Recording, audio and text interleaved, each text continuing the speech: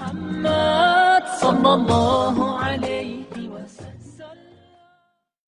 الاسلام حضرت امام مالک رحمت اللہ علیہ، آپ کا اسم گرامی مالک، کنیت ابو عبداللہ اور لقب امام مدینہ منورہ ہے۔ آپ کے جد امجد حضرت ابو عامر صحابی رسول صلی اللہ علیہ وآلہ وسلم تھے، جو یمن سے ہجرت کر کے مدینہ منورہ تشریف لائے۔ شیخ الاسلام حضرت امام مالک رحمت اللہ علیہ 93 ہجری میں پیدا ہوئے۔ آپ کا گھرانہ علم و حکمت کا مرکز تھا۔ آپ نے حفظ قرآن کریم، علم تفسیر اور علم حدیث سمیت تمام علوم مدینہ منورہ میں حاصل کیے۔ اس وقت مدینہ منورہ علم و حکمت کا مرکز اور دانشگاہ تھی۔ آپ رحمت اللہ علیہ نے 117 ہجری میں مجلس علم حدیث قائم فرمائی، جس میں مدینہ منورہ کے گرد و نواح سے علم حدیث کے متلاشی خوشہ چینی کے لیے حاضر ہوتے تھے۔ آپ رحمت اللہ علیہ خوبصورت لباس زیب تن فرماتے، انتہائی اعلیٰ خوشبو لگاتے اور مجلس علم حدیث کے ارد گرد اود اور لوبان کی خوشبو سلگائی جاتی، جس سے مجلس علم کا ماحول مہک جاتا۔ شیخ الاسلام حضرت امام مالک رحمت اللہ علیہ کی مجلس علم حدیث میں حضرت امام اعظم ابو حنیفہ رحمت اللہ علیہ،